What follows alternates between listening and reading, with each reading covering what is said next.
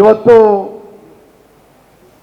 ಬೆಂಗಳೂರು ಉತ್ತರ ಜಿಲ್ಲೆಯಿಂದ ಮಾನ್ಯ ವಿರೋಧ ಪಕ್ಷದ ನಾಯಕರಾಗಿರ್ತಕ್ಕಂಥ ಆರ್ ಅಶೋಕ್ರವರಿಗೆ ಮತ್ತು ನನಗೆ ಒಂದು ಅಭಿನಂದನಾ ಒಂದು ಸಮಾರಂಭ ಕಾರ್ಯಕ್ರಮನ ಆಯೋಜನೆ ಮಾಡಿದ್ದೀರಿ. ಇವತ್ತು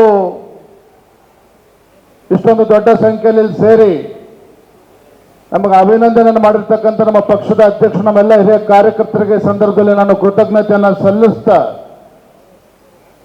ಒಂದು ವಿಶೇಷವಾದಂಥ ಸಂದರ್ಭ ನಾವೆಲ್ಲರೂ ಕೂಡ ಸೇರಿದ್ದೇವೆ.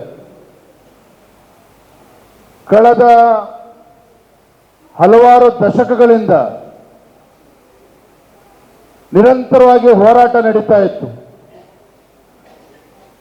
ಅಯೋಧ್ಯೆಯಲ್ಲಿ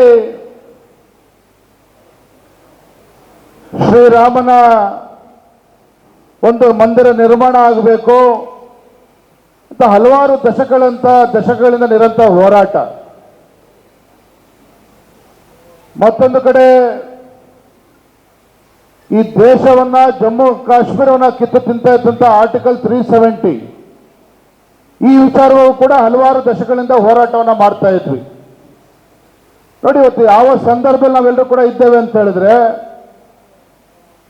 ಕಳೆದ ಬಾರಿನೇ ಮಾನ್ಯ ಗೃಹ ಸಚಿವರಾಗಿರ್ತಕ್ಕಂಥ ಅಮಿತ್ ಶಾ ಅವರು ಪ್ರಧಾನಮಂತ್ರಿಗಳ ಆಶಯದಂತೆ ಏನಿವತ್ತು ಲಕ್ಷಾಂತರ ಯೋಧರನ್ನ ಇವತ್ತು ಅವರ ಪ್ರಾಣವನ್ನ ಬಲಿದಾನ ತೆಗೆದುಕೊಂಡಿದ್ದಂತ ಆರ್ಟಿಕಲ್ 370 ಕಿತ್ತೋಗಿರ್ತಕ್ಕಂಥದ್ದು ಒಂದು ಕಡೆ, ಮತ್ತೊಂದು ಕಡೆ ಅಯೋಧ್ಯೆಯಲ್ಲಿ ಶ್ರೀರಾಮನ ಒಂದು ಮಂದಿರ ಇವತ್ತು ಲೋಕಾರ್ಪಣೆ ಆಗ್ತಾ ಇರ್ತಕ್ಕಂಥದ್ದು ಈ ಶುಭ ಸಂದರ್ಭ ನಾವೆಲ್ಲರೂ ಕೂಡ ಸೇರಿದ್ದೇವೆ. ಆತ್ಮೀಯ ಕಾರ್ಯಕರ್ತ ಬಂಧುಗಳೇ, ಇವತ್ತು ಕೇಂದ್ರದಲ್ಲಿ ಸನ್ಮಾನ್ಯ ನರೇಂದ್ರ ಮೋದಿಜಿಯವರ ಭಾರತೀಯ ಜನತಾ ಪಾರ್ಟಿಯ ಸರ್ಕಾರ ಇವತ್ತು ಕೇಂದ್ರದಲ್ಲಿದೆ. ತಮ್ಮೆಲ್ಲರೂ ಕೂಡ ತಿಳಿದಿರೋ ಹಾಗೆ ನರೇಂದ್ರ ಮೋದಿಜಿಯವರು ದೇಶದ ಪ್ರಧಾನಮಂತ್ರಿಯಾಗಿ ಸುಮಾರು 9.5 ವರ್ಷಗಳು ಕಳೆದಿದೆ. ನಾ ಯಾವಾಗಲೂ ಕೂಡ ಒಂದು ಮಾತನ್ನು ಹೇಳ್ತಾ ಇರ್ತೇನೆ, ಬಹುಶಃ ಜಗತ್ತಿನಲ್ಲಿ ಒಂದು ದೇಶದ ಪ್ರಧಾನಮಂತ್ರಿ ಒಂದು ದಿನವೂ ಕೂಡ ರಜೆಯನ್ನ ತೆಗೆದುಕೊಳ್ಳದೇನೆ ತನ್ನ ದೇಶದ ಒಂದು ಸರ್ವಾಂಗೀಣ ಅಭಿವೃದ್ಧಿಯ ದೃಷ್ಟಿಯಿಂದ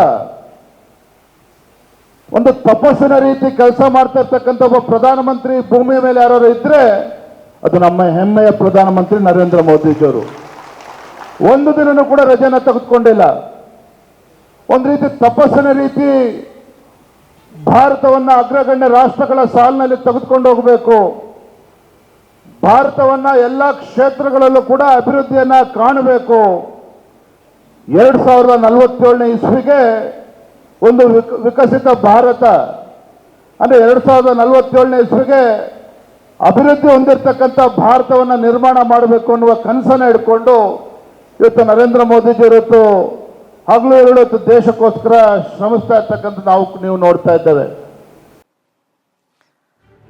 ಈ ಭೂಮಿ ಮೇಲೆ ತಾನಷ್ಟೇ ಉದ್ಧಾರ ಆದ್ರೆ ಸಾಕು, ಬೇರೆಯವ್ರನ್ನ ಬೆಳೆಸೋ ಉಸಾಬರಿ ನಮ್ಗ್ಯಾಕೆ ಅನ್ನೋರ್ ಸಂಖ್ಯೆನೇ ಜಾಸ್ತಿ. ಆದ್ರೆ ಕೆಲವರು ಮಾತ್ರ ತಾನು ಬೆಳೆಯೋದ್ರ ಜೊತೆಗೆ ತನ್ನವರನ್ನು ಕೂಡ ಬೆಳೆಸ್ತಾರೆ, ತಮಗಿಂತ ಎತ್ತರಕ್ಕೆ ಬೆಳೆಯೋಕೆ ಬೆಳಕಾಗ್ತಾರೆ, ಸಾಧಿಸುವ ಗುರಿ ಇದ್ದವ್ರಿಗೆ ದಾರಿದೀಪ ಆಗ್ತಾರೆ. ಇದೀಗ ನಾನು ಇತರರ ಭವಿಷ್ಯಕ್ಕೆ ಬೆಳಕಾಗುವವರ ಸಂದರ್ಶನ ಮಾಡಲು ಹೊರಟಿದ್ದಾನೆ. ಮಿಸ್ ಮಾಡದೆ ನೋಡಿ ಕರ್ನಾಟಕ ಟಿವಿ ದಾರಿದೀಪ.